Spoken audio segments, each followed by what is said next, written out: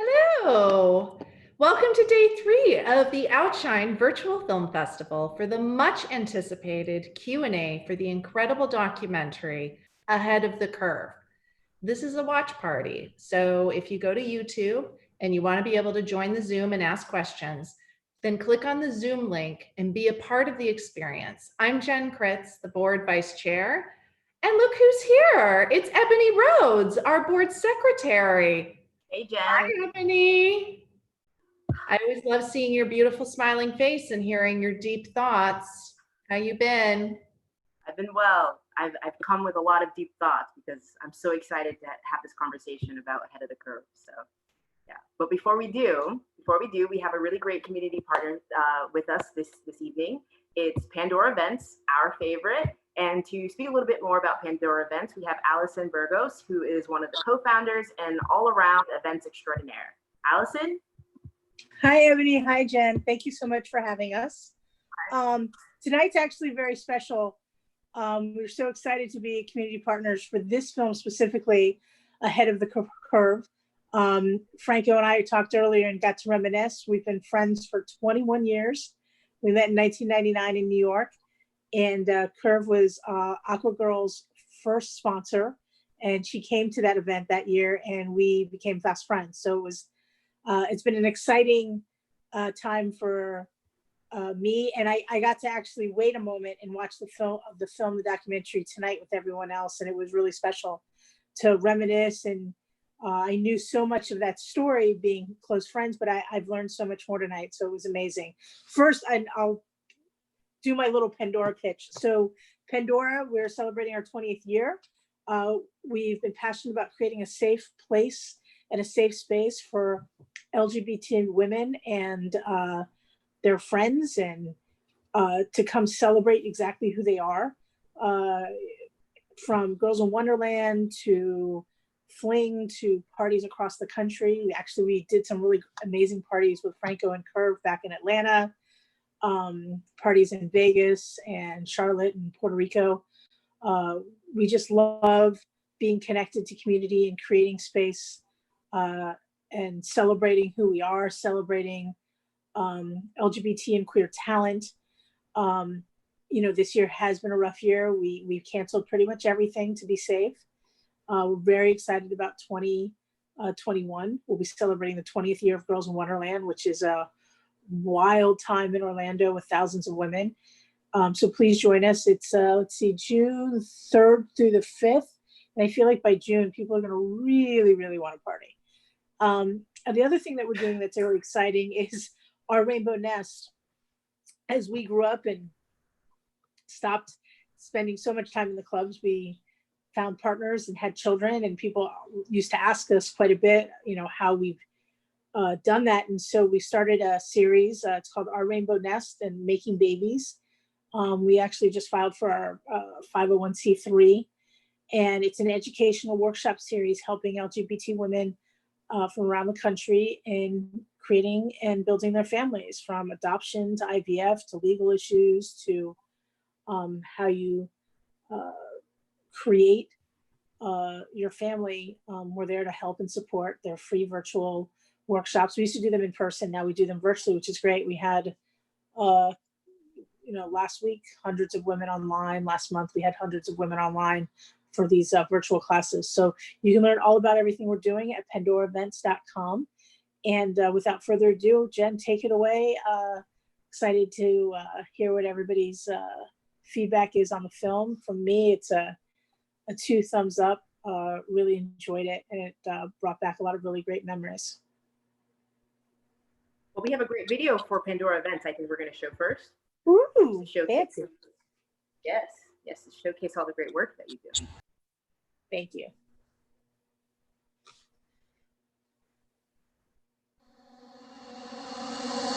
Touch me like you never touched somebody before.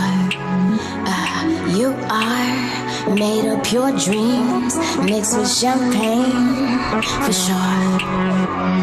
Do you ever wonder how good life could be?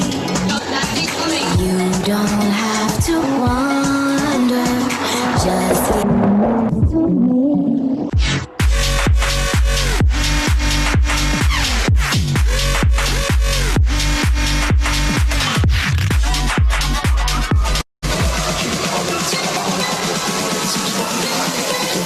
all the time. I wanna.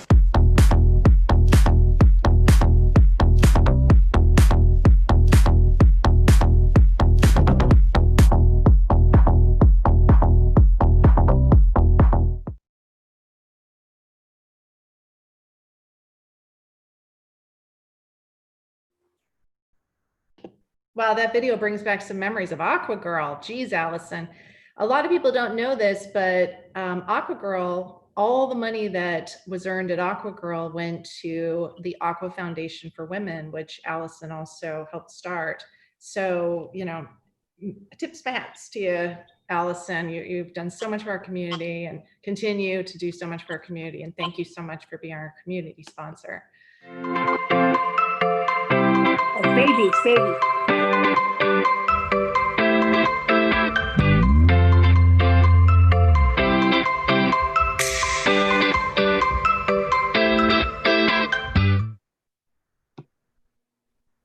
And there were 2 videos.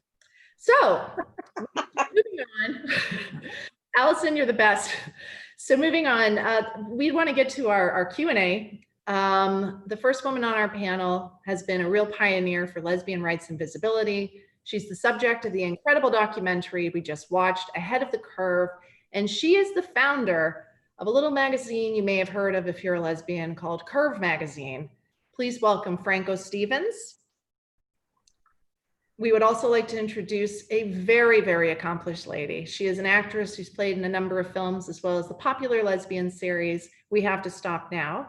Not only a beautiful face, she has her PhD in education and serves as the CEO of the exceptional Kenneth Rainin Foundation.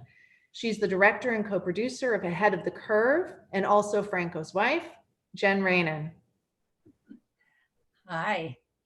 Hi, Jen and Franco. How are you, ladies? Doing well. We sure are. Happy to be here. Nice to see you again.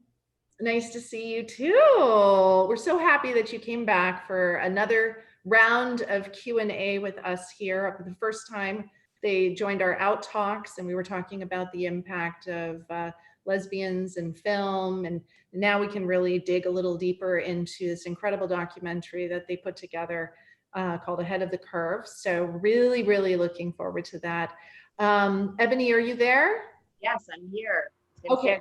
I wasn't part of the Out Talks conversation, so I'm happy to be a part of it now to get to know you both a little bit more. And again, I know Jen and I were talking, and I was mentioning before that, you know, I'm just so excited to have this conversation with you both because, you know, kind of being able to see the history of Curve Magazine and such a great documentary just brought a lot of emotion, honestly, back for me. And personally, you know, I feel like just this whole conversation around, you know, kind of what it means to pass on the torch, right, to the next generation. I feel like Jen always jokes with me that I'm probably the youngest person logged onto this call. And my experience at the film festival has a lot to do with visibility and what that meant to me personally. So I want to say thank you, and I'm excited about this conversation. I'm really honored. Thank you. And I'm actually the youngest person on the call. Sorry. Other than Jen, right? Yes, I'm second to Jen only. So anyway, and I absolutely what Ebony was saying, because you know, for me, I did grow up at the time where there wasn't this lesbian visibility, and so without having that, we weren't able to help identify who we even were. And I think we made a lot of mistakes growing up without this. And the work that Franco has done through Curve Magazine made such tremendous strides, because it's not just about visibility for us particularly, it's about for everybody and acceptance. And the more people have visibility, the more acceptance there is. And that's what really has taken us forward into just a general incredible life.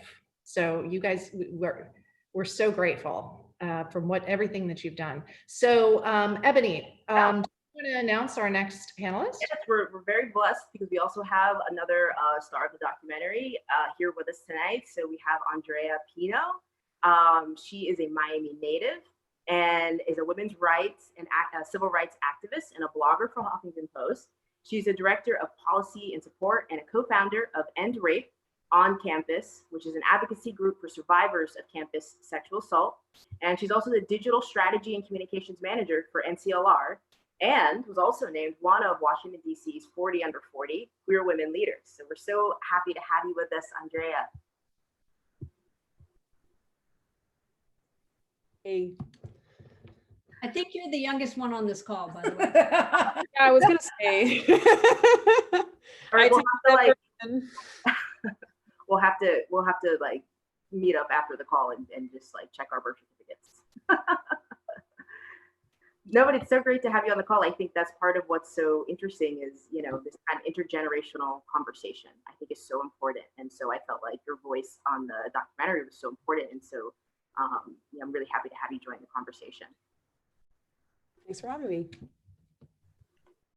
We're very fortunate also that Andrea is not only featured in the film, but is helping out as our impact producer for the film. So we get to work together ongoing.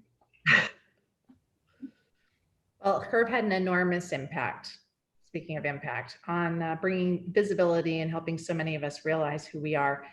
Franco, my first question is for you. Did you know the impact that you were going to have by creating Curve? Or was it kind of done with passion and then had this unexpected, incredible accomplishment? I think it was really the latter. I did it because I wanted the product and I was tired of complaining that no one else would do it. So when we actually made the first issue, I think it just said May. It didn't even have the year because I didn't even think, oh yeah, what are we going to do next year when there's a, you know, 1991 or whatever. So it just said May, the May edition. Like there would never be another May edition. And we only had enough money to get 3 editions of the magazine out the door with the funding that I brought to the table. Wow. With the funding that she brought to the table. I mean. Well, why don't you tell us a little bit about how you managed to bring that to the table? Well, you know, in 1990, there wasn't a lot of people dishing out money for, say, lesbian magazines. I went to the bank, being a 21-year-old or 22-year-old lesbian. I went to the bank and with my little business plan, and you know, I tried to talk them into giving me money, and they were like, you know, the economy's in the toilets, magazines are failing left and right, and you want to create a lesbian magazine, like good luck to you, but we're not giving you the money for that. And then I went to a group of San Francisco Bay Area well-off women, and I went to one of their monthly meetings, and I was asking around, and you know, no one was going to give me money there. So I decided to get a handful of credit cards, and I cashed them out, and I took the money and I went to the horse races.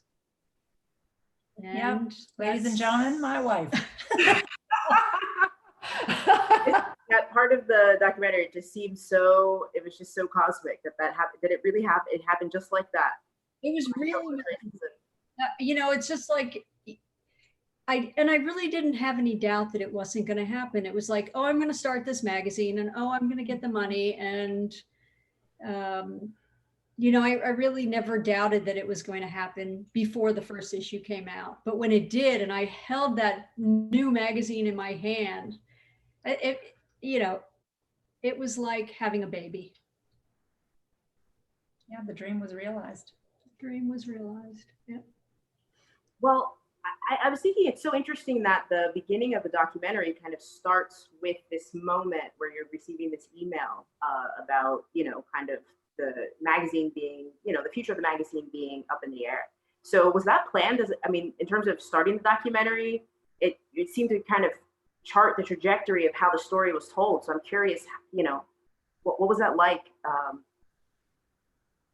So it was completely not part of the plan. I set about telling the historical story, really. I mean, I thought I would make a film about the period of time from really about when Frank, just before she decided to start the magazine, up till just after the name change of the magazine. And we started down that path, and we filmed a bunch of interviews, and we had a bunch of archival footage, which is really cool. And we were thinking about how do we tie this to what's going on today, and help folks understand the relevance and the importance of what Franco did. And we were in Las Vegas for a for Klexicon conference, and Frank got this email while we were on our way there from the current owner of the magazine, giving her that news, and everything shifted. And it felt like my heart was being ripped out. Yeah. It was just, news that I never wanted to hear. And, with the state of print publishing in the world, I feared that that might be the case one day, but I was just really taken aback. And for those of you who don't know, Curve was actually founded as the Nude magazine and changed its name in historian. What year did it change? That'd be 96. Thanks. Yes, I am now intimately familiar with every single issue ever made. They're in my living room right now. Oh, look at that little cute baby dyke. That was one of the first. You can see from the red banner on the top of that Curve magazine that it says on the top, formerly the Nude. That's right. Wow. One of the things that strikes me so much is, and there's so many great scenes that exemplify this, is Jen's love for Franco. The way you look at her, the way it's palpable in this documentary. And would that make you a Francophile? Would that, no? Yes?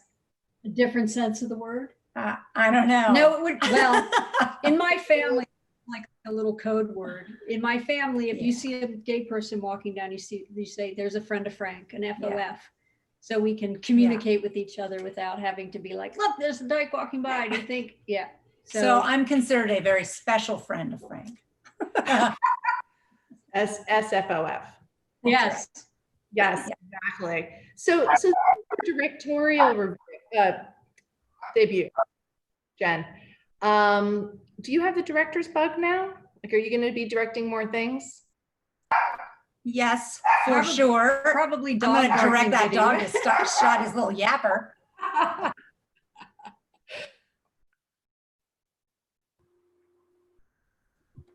There, look, I just directed. That was amazing. Working on some other. Yeah, so my co-director, Rivka Beth Meadow, who happens to be out there in the audience right now, and I, we so richly and deeply enjoyed working together on this project. And we also got very clear on the need for more stories that center strong queer women in the world, and realize that we're both aligned in that's part of our mission, our personal missions. So we have just launched a production company called Frankly Speaking Films, specifically to make more films together. And we are already in production on a short documentary. We are both writing narrative pieces, and have some more surprises coming. And just to have to plug this because, oh my gosh, I have a thing to plug. This is the coolest thing ever. So Frankly Speaking Films is also launching a conversation. We're hosting a conversation next Wednesday at, what time is it? 6 p.m. Eastern, with Leah Delaria and your director Yoruba Raikin, moderated by filmmaker Chanel Elaine. And they'll be in conversation as part of the Frankly Speaking With series about the state of queer women in film. So come on out and check it out. Go to franklyspeakingfilms.com to get more information and register for that. Look at that, I plugged something. I'm proud of myself. Nice plug, that was great. And I also want to remind our audience watching that you can submit questions via chat if you have any questions for any of our panelists. I have one. Speaking of strong queer women and representation, Andrea, I'd really love to get your thoughts. I love the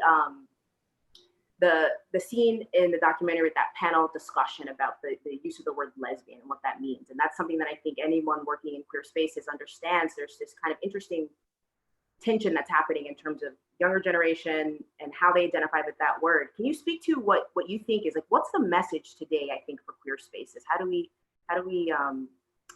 reconcile that change? Well, I think for starters, I don't think queerness can be contained by one label, right? And I think that's something that we need to, I think as a community, realize.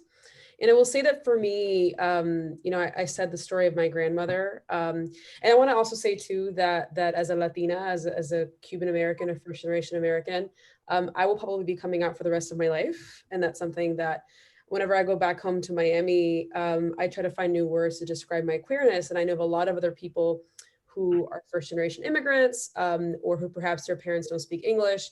And I think for many of us, we found new words to communicate about how we feel. And also that queerness isn't just an identity, it's a practice. I mean, we do it every day. And I think that a lot of younger folks are trying to find these new words to cling on to and really talk about how they feel and how they identify. And I think also just because a person identifies as a queer person doesn't mean that they don't identify as a lesbian, that they perhaps at some point didn't identify as bisexual. And I think it's so important for us to really meet people where they're at and realize that at least for me, when I think of a queer woman's space, I think of anybody who feels any type of kinship towards queerness and towards womanhood. And I think that, you know, in the past, there's been a lot of pain associated with exclusivity, I think in particular in lesbians communities.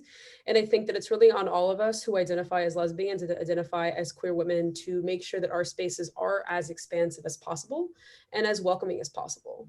Because I do think it's very much a process, creating welcoming spaces. And it's not just the language we use, but also how intentional we are along intersecting communities as well too, making sure that our spaces aren't just open to queer folks, but also to folks who are intentional about confronting white supremacy and ableism, xenophobia, transphobia. I mean, when we think of queer spaces, we have to make sure that our spaces are as expansive and as inclusive as possible. And I think that especially young people are really looking for those spaces. And I think for those of us who identify as lesbians and knowing very well that there have been critiques of exclusivity, I think it's on us to reclaim the word lesbian in our communities to make sure that everyone feels welcome. Do you feel like, I mean, I think that's just like really brilliant what you're saying. And I think that's attention, right? So in creating like queer spaces and trying to be as inclusive as possible, do you feel like that then necessarily kind of excludes women that identify as lesbian and have a connection to that unique culture? I don't think so, because I think, again, I don't think that the word lesbian is necessarily just an identity. I mean, it's a practice, right? And I say this because, I mean, I didn't identify as a lesbian when I lived in Miami, but I was surely a queer person. And the reason I didn't know that I was a lesbian was because I grew up in a conservative Catholic community. I mean, you know, what does it mean that Curve magazine existed, that Op Girl existed, and I had no idea about it as a young girl in Miami? It didn't make me less queer. Right. And I think that really, I know a lot of people who are like this, who perhaps haven't found the lesbian identity to be their label, but they feel a kinship. Right. So I think for really our community, when we think about what is our role, I mean, our role is to make sure that everyone feels welcome. And I think that just because a person doesn't identify as a lesbian doesn't mean that they can't share our community. And I think that we need to think about how it is that you know, we can learn to really practice what we preach, right? Because when we think about as queer women, how we have felt excluded in the past, I think it's really on our job to open our community. So I think, again, I mean, I identify as both. I identify as a queer person, I identify as a lesbian. And I think for me, what I find to be the most productive, the safest spaces are the ones that are open to all folks who feel a kinship to queer womanhood. And I think for those of us in Ahead of the Curve, and especially at that panel, I mean, we found folks who felt a strong connection to the word lesbian. And I think, again, like for me as a Spanish speaker, lesbiana is the only identity I have. I mean, queerness is not even a concept my family understands. At the same time, like I'm open to a space that all queer women feel safe in. And I think that was kind of the takeaway from the discussion at Klexicon. It was creating a space in which all queer women, regardless of what label they choose, feel safe and feel as if their story and their identity is welcome. And that was pretty much a resounding agreement in everyone at Klexicon. Wow. Well, thank you, Andrea. I think everything that you've said makes a lot of sense and is very progressive for where we were, you know, when we think 20 years ago. To be able to have this type of a conversation is enormous. We have a question from the audience from Robin Goldberg. David or Alexis, are you able to spotlight Robin and let her ask her question?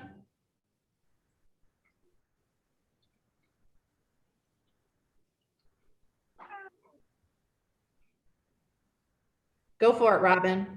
Hey, so I am definitely a friend of, well, a Francophile, I guess. I'm not a friend of Frank's in our family's traditional way. I'm Frank's sister. But as someone who was in the film and somebody who's been on this journey forever, I'd like to know, and I've never asked you this, what do you hope allies take away from this film?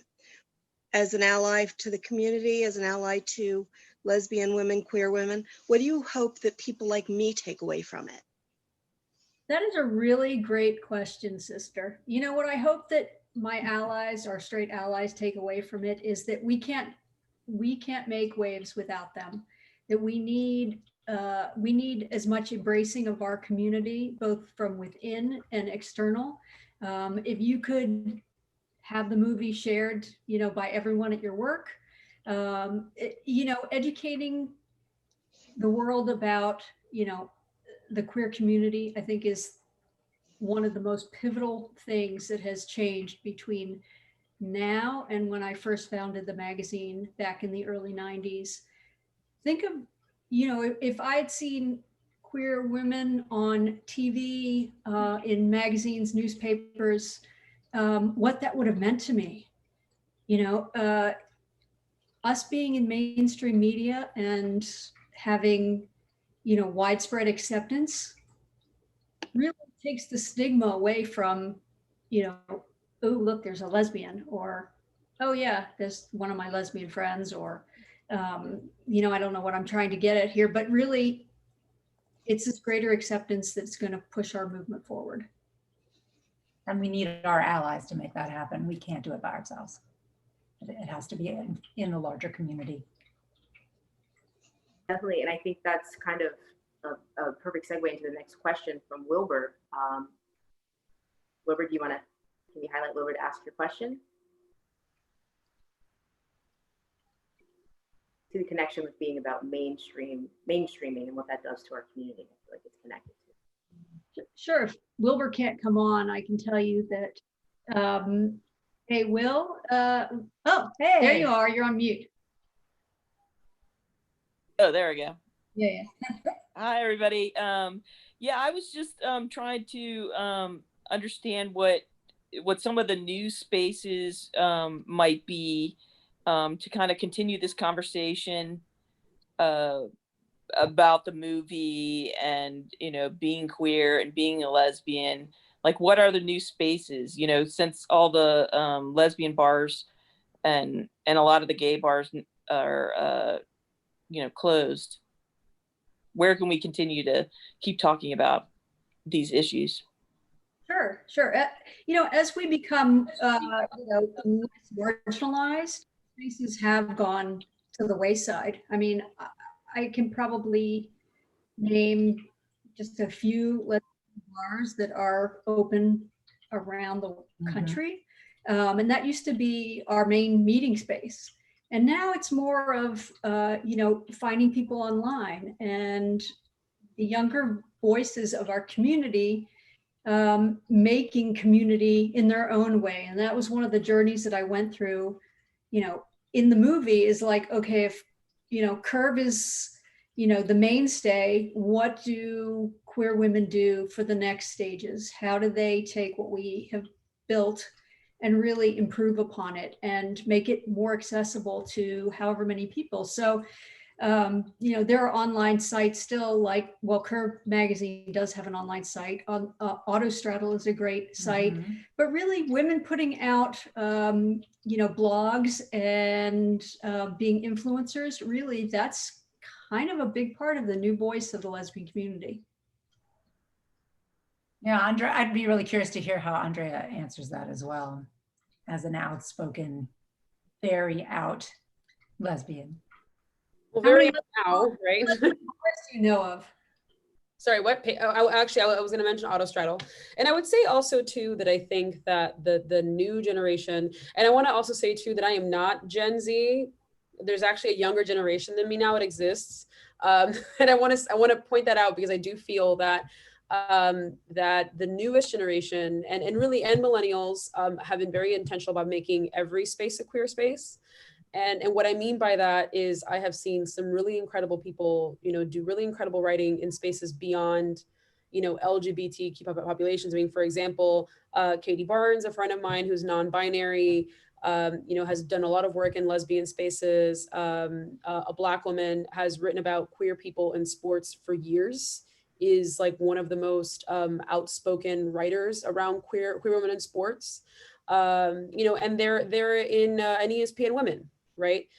So they're not in LGBTQ spaces, but are doing very profound LGBTQ work. And I think that a lot of people are in those spaces too. I mean, myself included. I have been out for almost 10 years now. I'm more out than I used to be. And the reason being is because a lot of my work is around gender-based violence and harassment. And there have been periods in my life in which I was fearful for my life because of the work that I did. But I always spoke about queerness and my queer identity and how it influenced my activism. So I do think that there is this pivot to include queerness in other sectors of society, which is really all we could ever want, right? Like we want all types of queer stories, all types of queer media across industries, right? So I do think that is what things are shifting to. And at the same time, we need Curve and we need Autostraddle to do the work to tell the stories that are exclusively queer women stories. But I think, again, there's some really amazing work happening beyond just queer specialty spaces, which I think is really beautiful.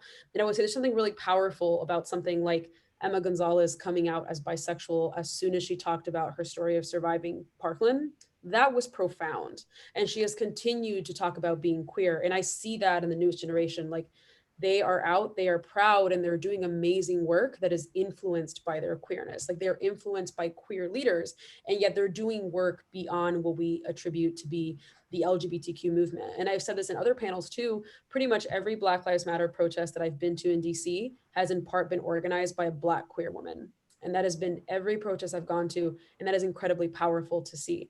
So I would say again, like that is where you see new queer leaders. They're across every industry and across every movement doing the good work they've always done. They're just coming out now.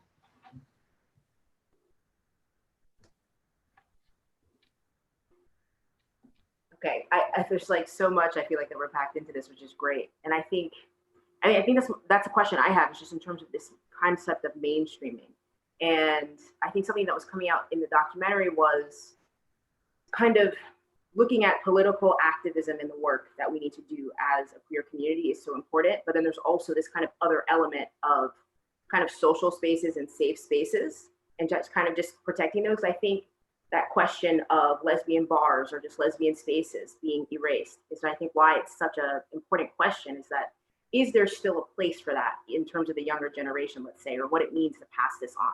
Is there still a need or a space where we can just have community that's about us, right? Instead of necessarily fighting the good fight in all of these other ways? Or how do you see them kind of intersecting? Is that a question for me? Yes, I feel like I want to get back to that. Yes. Franco as well. That's totally fair. And I think for a lot of queer women, a lot of lesbians, I think that so many of us are fighting the good fight across industries that you're like, at some point you kind of hope that you can just talk to someone and or date someone and not like be in the middle of a protest. Although I would argue that we should all be in protest right now. But I would say that there, for example, Jolene's in the Bay Area, and A League of Her Own, 2 lesbian-owned, queer-owned bars in the Bay Area and in DC, respectively. They're very much queer women-led. They're very much predominantly lesbian spaces, but they're very intentional about being open to anybody who feels a kinship, right? So having been to both of those places, most of those places are pretty much exclusively queer lesbian women. Occasionally you'll have some trans folks, some trans men, right? Of course, I'm including trans women within the lesbian conversation, right? But again, they're very much the minority. And what I've seen in those spaces is even though they're very clear about being very welcome, like it is very much a queer women's space, like pretty much exclusively. And I think for a lot of women that I've spoken to, around this idea of wanting to have their own spaces is because a lot of the places that are left are gay bars, right? I'm not a biggest fan of gay bars, and I think it's because I don't feel the same sense of safety. I know a lot of women have been harassed or have been inappropriately touched at gay bars or in spaces that are predominantly with gay men. And there's a very real conversation around the fear of safety that we as women face, right? And I do think that there's a very real need for us to have spaces that are owned by queer women, because what I have seen in my experience is that spaces, programs, organizations, I mean, literally anything that is run by queer women is more likely to be safe and welcoming. So I do think that there very much should be an investment in those spaces. I think for us as queer women too, I think that when we think about being leaders in the movement, I mean, queer women have been welcoming other people in the community for generations. I mean, there were lesbians who were treating AIDS patients when other gay men were not, right? And I think that in many ways, lesbian spaces are more inclusive to begin with. So I would say that there's still a very real need for these spaces. And I do see them popping up in some cities. And I think for those of us that are part of the community, it's important for us to invest in those spaces. And I would say also that at least in DC, a lot of the queer women's organizations and spaces are also the first ones to go protest for Black Lives Matter, are the first to show up and talk about issues within the community. So I would say again, like, let women own bars, fund those bars, like, and we will see spaces that are much more welcoming and safe. Thank you. So Jen and Franco, if you want to jump in and add your perspective on that question. Do we still need, yeah. I actually wanted to kind of go off in a little bit of a tangent because, you know, we had this problem at the magazine too. It's like we want lesbian-centric spaces and publications and outlets, but we need help to do those. It's like you can have a lesbian bar, but people need to come there and buy stuff. You know, same with, you know, women would sometimes flatter me and be like, I shared that magazine with 30 of my friends. And I was like, that's fantastic. Now can you get those 30 people to go out and buy the magazine? You know, if people aren't really going to the bars anymore, then I think that's kind of sending a message that maybe things need to change, you know, or maybe there's coming back with, you know, Jolene's and League of Their Own, that like League of Our Own, that, you know, maybe we're reclaiming our spaces like we're reclaiming the word lesbian. I don't know. It's just a question. I think that's right. And I think we're starting to also see some new innovative ways for queer identified women to get together. I mean, we're seeing groups across the country pop up that are specific to queer women, largely around either self-care or activism, and then new ways of getting together socially as well. With now that we have the internet, you know, I mean, people are finding new ways to connect and then come together in the real world. You know, when we used to go on the Curve tour or to, you know, booths across the country in smaller cities, realized how much we were a lifeline for the women who had no community. And that just really inspired me to keep going. And it's kind of, if you watch the movie, you'll see that's one of the big things that I grapple with is, you know, how do we keep the momentum of Curve going in the wake of such a, you know, weird time for print publications? What do we do next? Because yes, there's the internet, but the need for queer spaces and lesbian spaces is not gone. We still need those, in my opinion. I would also mention one of the close partners of the Head of the Curve is NCLR, and we're very much partnered and allied around their rural pride campaign, where they go out into rural areas to create these spaces and bring women together for exactly this reason. There's clearly still a need. Well, everything you're saying is tying in perfectly with a question from the audience. Her name is Giselle Kovac. Can we spotlight Giselle, David?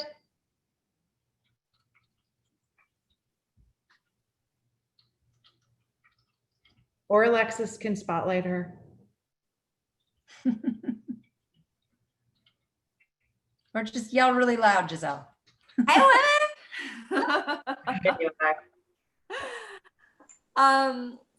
So I had the wonderful opportunity to work with Franco and do some of the Curve Roadshow at the particularly Atlanta Pride and Michigan Women's Music Festival. And what you guys were just saying about reaching out to all parts of the community was something I saw over and over again. Women who had no way of connecting with a broader community, women who were from rural areas, women who were incredibly isolated.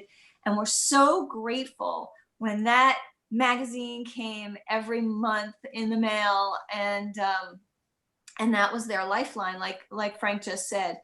And I wonder how they're reaching, how our community is reaching those women now. Is it strictly through internet? Is that sufficient? Is that really a good enough effort to kind of like keep them in the fold and bring them close, even though they're distant and isolated? What's the strategy there?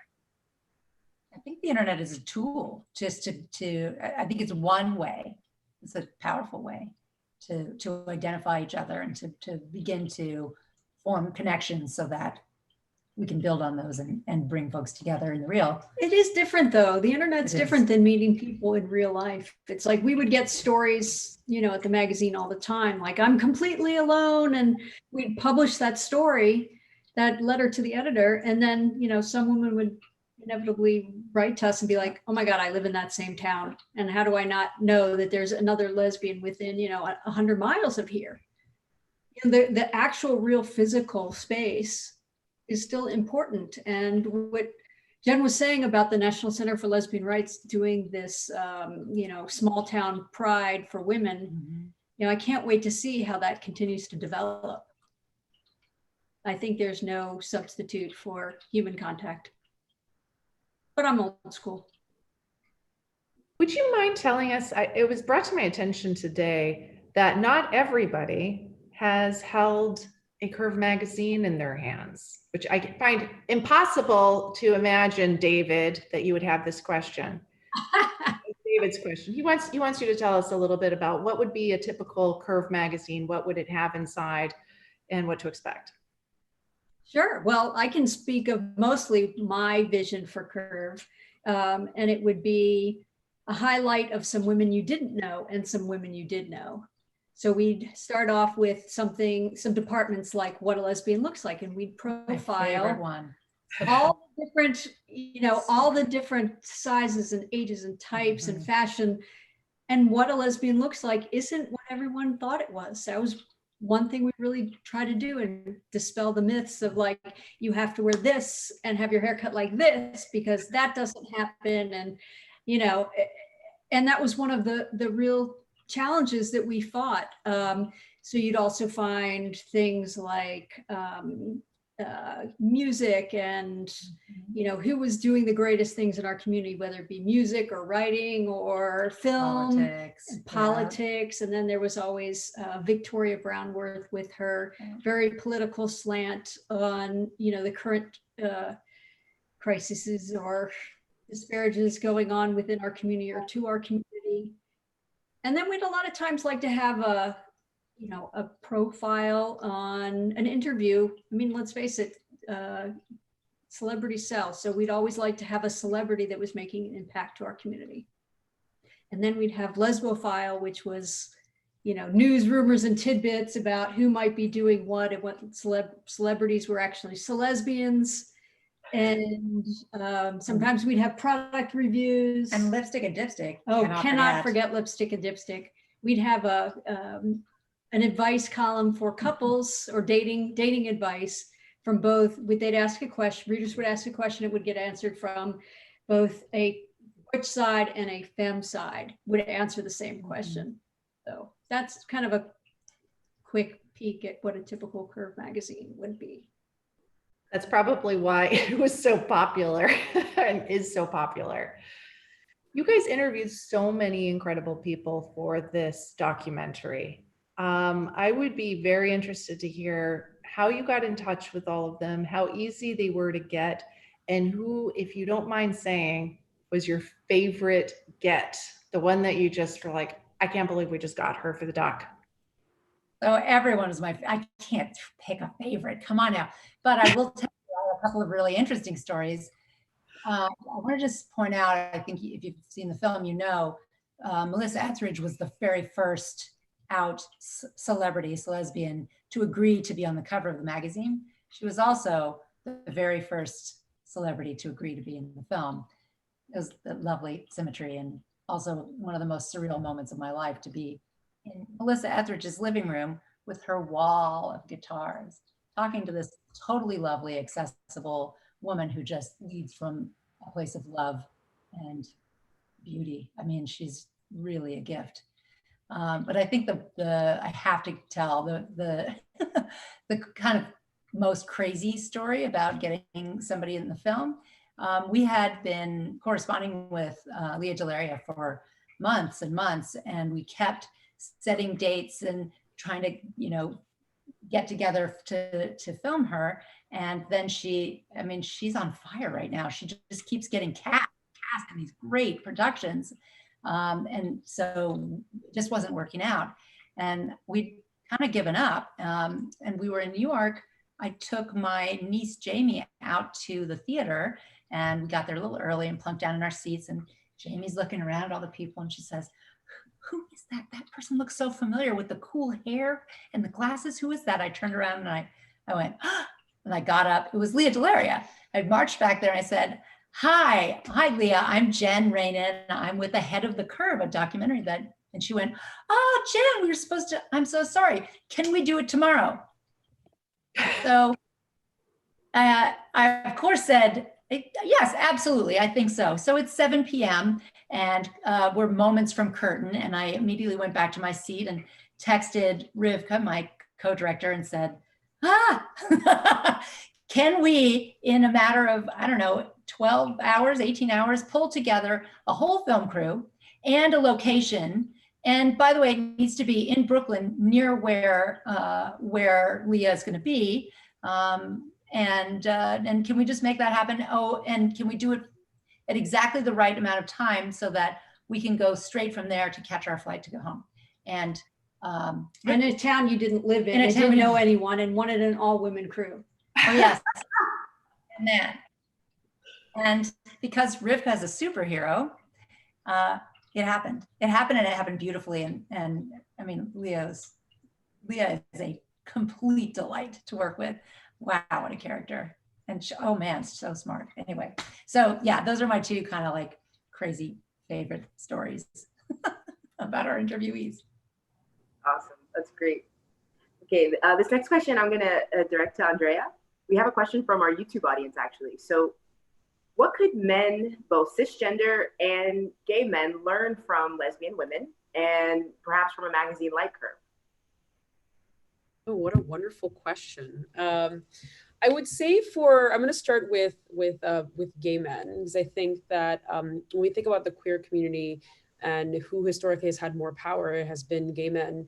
And one of the things that I have found to be most troubling is I've encountered gay men in the community who think that a lot of times women are just overreacting, whether it comes with our fears of violence, our fears of safety, or really, you know, kind of their own struggles that we have professionally. You know, we are still women, right? And they are still men. And I think for a lot of gay men, I would like to see more men stand up for women in their workplace and in the community, right? I mean, the amount of times that I've been in Pride events where I've been grabbed, where my friends have been grabbed, where we've been harassed, where we've been tokenized or fetishized for showing intimacy as women, even from gay men. The phrase is always, but we're gay, right? And I would like to see more men be involved in calling out abuse and harassment in our community, because it still very much happens. And I would say that one of the conversations that I think was the most daunting to me at my time at NCLR was during our work with Dr. Blasey Ford and the Kavanaugh trials, where we had a conversation around sexual abuse in the queer community and how many people in the queer community are impacted by sexual violence. And a gay man in the discussion said, but what does that have to do with the LGBTQ community? And what that told me was that this individual had perhaps never spoken to someone who had experienced sexual violence. And most of my queer women friends have experienced some type of sexual violence or harassment in their life. And I would say it's on men to be part of the conversation and to think about ways that they can make not just our community safer, but spaces more safe for women across the board. And I would say for trans men, I have been in conversation with some amazing trans men who talk about what it's like for them to realize that they have gained privilege. And of course, I'm speaking of trans men who've transitioned and passed. And it's been amazing to talk about, talk with trans men about what that's like. And I've actually found that a lot of trans men are really incredible advocates for queer women, because they at some point were socialized as women, assuming that they transitioned at some point later in their life, and have been really incredible advocates. And actually, a really great advocate is Chelaman, who's a trans man, an Asian. And he talks a lot about what it's like for him, to kind of also be somewhat non-binary, and what it's like for him to create space for his cis female identified partner. And he has had some really incredible discussions about how to actually use masculinity to create space and to create those safe, welcoming spaces for women. And I would say also is that there's going to be some discomfort with that. Right, is that just because we're all part of one community doesn't mean that we all have the same inequity, the same lack of access, right? Is that, and I think for those of us that pass as cis women, one of the things that we oftentimes deal with too is having to deal, not cis women, sorry, as straight women, is having to deal with this idea of whether our queerness counts, right? And I would say that for those of us that are femme, for example, is being really intentional about creating a space in which our queerness is not determined by how we look, right? And I think, again, it's being really intentional about stepping back and also creating spaces, right? And also being really intentional about when we think about queer inclusion, it's not just the white gay man, right? Because I think in so many situations, white gay men are the ones that speak for the entire community, and making sure that when you do speak on behalf of the queer community, you realize that you can't tell the story of the entire community. So I would say, kind of in short, being really intentional about giving space to queer women, and also being willing to call things out and call people in to make sure that everyone feels safe and welcome. Great, that was so well said. Thank you.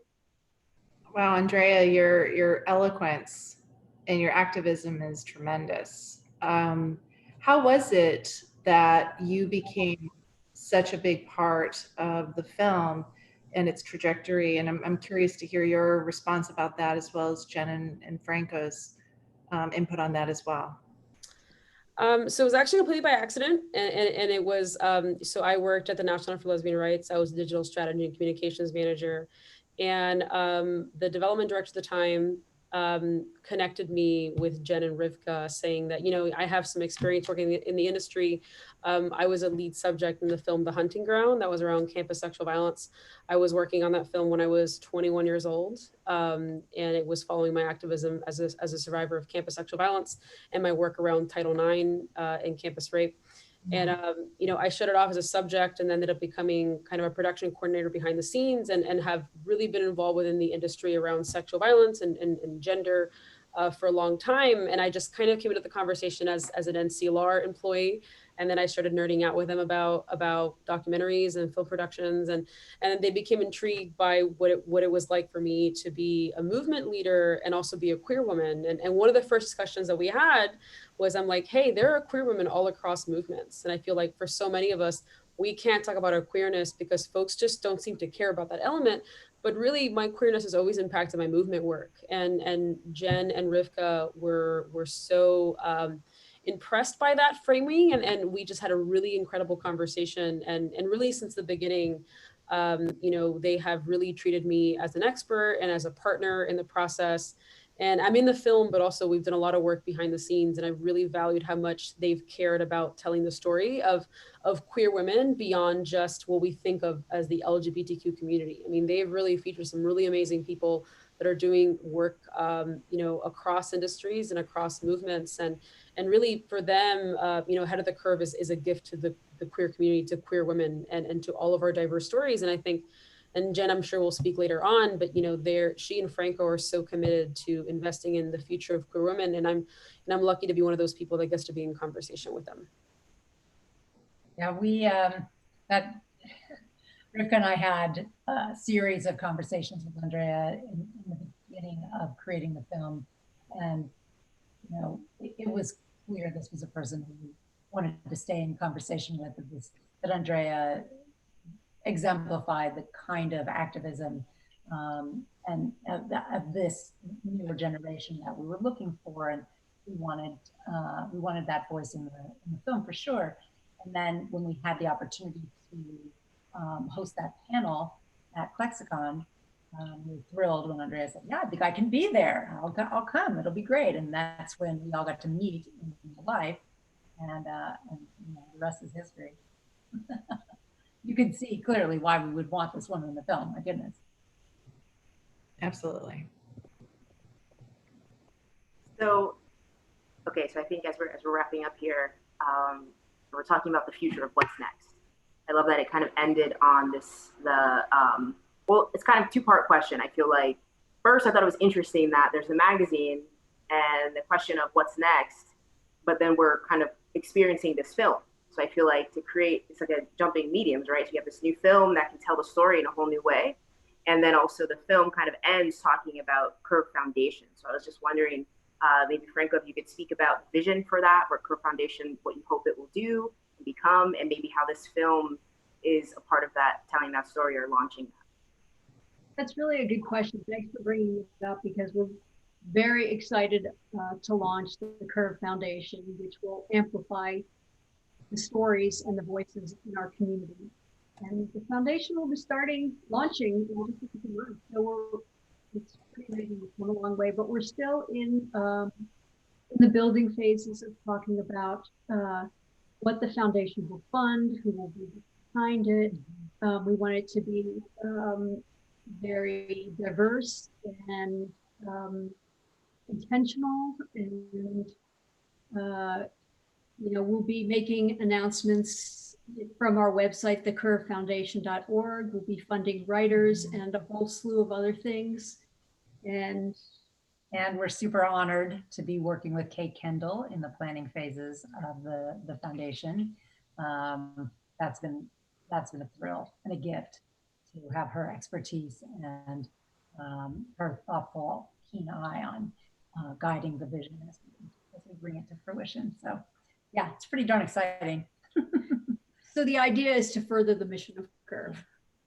Yeah, and I would say both the foundation and the film, you know, will march together to do that, and they'll serve each other in a way. I mean, the film introduces the foundation and will be a tool to continue to draw awareness of the issues and the need for the foundation, and the foundation will just do its work. There's so much more that Curve can do. Stories. Yep. There's so much more work to be done. Wow, we are so blessed and honored that you three joined us today. Again, Franco,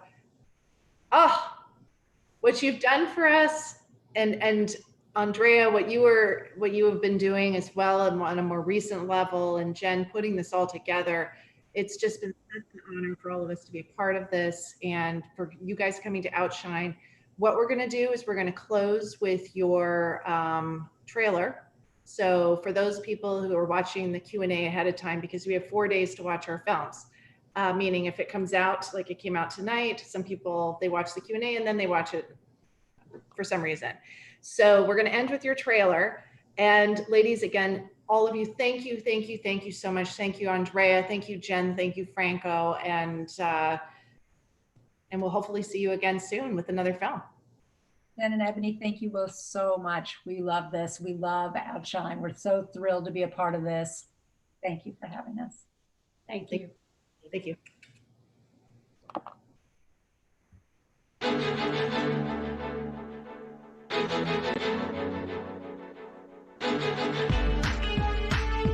Please welcome our panel of Power Dykes, Franco Stevens, publisher and editor-in-chief of Deneuve, the hottest lesbian magazine.